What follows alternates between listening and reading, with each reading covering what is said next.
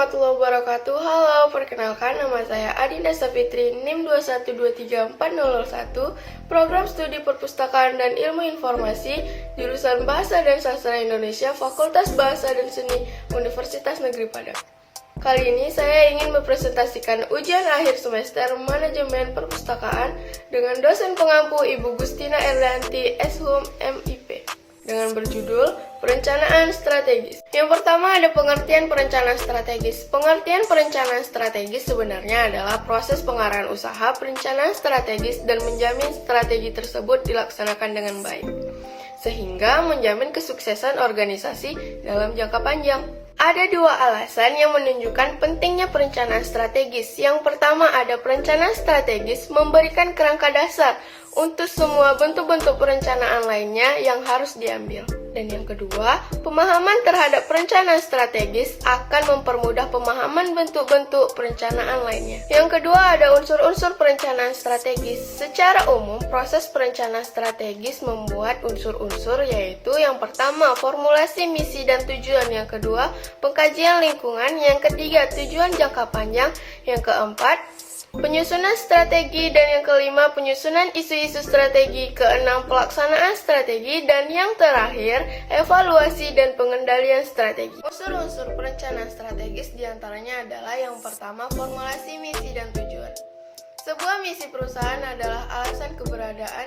Misi sering diungkapkan dalam pernyataan misi yang menyampaikan rasa tujuan proyek kepada karyawan dan citra perusahaan kepada pelanggan. Sedangkan tujuannya adalah tujuan konkret organisasi berusaha untuk mencapainya, misalnya sebuah target pertumbuhan pendapat. Yang kedua ada pengkajian lingkungan. Pengkajian lingkungan ini melibatkan analisis lingkungan di tempat organisasi beroperasi, perekonomian, persaingan, kebijakan pemerintah, dan tren pasar. Yang ketiga ada tujuan jangka panjang yang mempunyai dua makna, yaitu mendorong manajer untuk segera melakukan aktivitas sekarang yang perlu dalam rangka mencapai target 5 tahun ke depan, dan membantu manajer untuk menimbang dampak dari tindakan sekarang pada kinerja perusahaan dalam jangka panjang. Yang keempat ada penyusunan strategi. Langkah konkret untuk menyusun strategi yaitu sebagai berikut. Yang pertama, menetapkan jenis bisnis dan harapan perusahaan. Yang kedua, menerjemahkan visi dan misi ke dalam suatu tujuan strategis yang terukur. Yang ketiga, menyusun strategi yang tepat untuk mencapai tujuan dan target. Yang keempat, melakukan berbagai keputusan taktis dan efektif dan efisien atas strategi terpilih. Yang terakhir ada melakukan evaluasi terhadap kinerja, menyesuaikan terhadap arah, tujuan, strategi, dan pelaksanaan sesuai dengan situasi terbaru. Yang kelima ada perumusan isu-isu strategis. Perumusan isu-isu strategis adalah isu-isu yang berkaitan dengan keterkaitan antara organisasi yang dikaji dengan lingkungannya, internal maupun eksternal, yang isu-isu tersebut banyak mempengaruhi organisasi tersebut. Maka, semua isu strategis adalah penting, tapi tidak semua isu penting adalah strategis. Selanjutnya yang keenam adalah pelaksanaan strategi. Pelaksanaan strategi harus dijalankan untuk mencapai tujuan yang diinginkan. Dan yang terakhir, pengendalian strategis. Pengendalian strategis merupakan pengendalian terhadap pelaksanaan rencana strategis.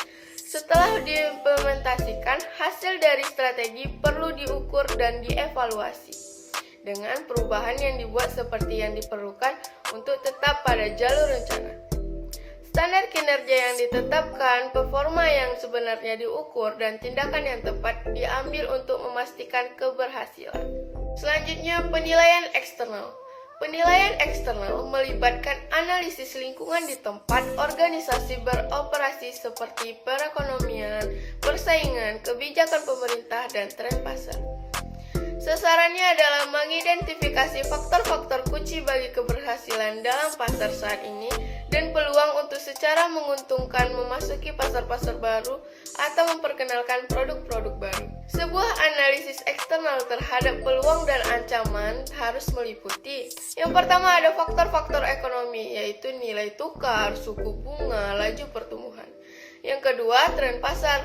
Tren pasar yaitu perilaku konsumen. Yang ketiga ada perubahan teknologi, dan yang terakhir ada faktor-faktor input seperti biaya, ketersediaan energi, dan bahan baku. Selanjutnya, berdasarkan kriteria waktu, ada 3 macam perencanaan, yaitu yang pertama perencanaan jangka panjang, yang kedua perencanaan jangka menengah, dan yang ketiga ada perencanaan jangka pendek. Yang pertama yaitu perencanaan jangka panjang. Perencanaan jangka panjang biasanya mempunyai jangka waktu 10, 20, atau 25 tahun. Karena demikian, panjangnya siklus perencanaan ini, maka perencanaan jangka panjang memuat rencana-rencana yang bersifat umum, global, dan belum terperinci. Perencanaan jangka panjang bersifat prospektif, yaitu memberikan arah yang jelas bagi perencanaan yang berjangka waktu lebih pendek. Yang kedua ada perencanaan jangka menengah. Perencanaan jangka menengah biasanya mempunyai 4 sampai dengan 7 tahun. Perencanaan jangka menengah disusun berdasarkan perencanaan jangka panjang yang selanjutnya perlu dijabarkan lagi menjadi perencanaan jangka pendek. Yang terakhir ada perencanaan jangka pendek. Perencanaan jangka pendek biasanya mempunyai jangka waktu kurang dari 4 tahun. Perencanaan tahunan atau disebut juga perencanaan operasional di negara kita. Ini pada prakteknya merupakan suatu siklus yang selalu berulang setiap tahun, yaitu mulai dari April sampai dengan akhir bulan Maret. Sekian presentasi saya pada kali ini, semoga bermanfaat bagi teman-teman semua. Jangan lupa like videonya ya. Bye, Assalamualaikum warahmatullahi wabarakatuh.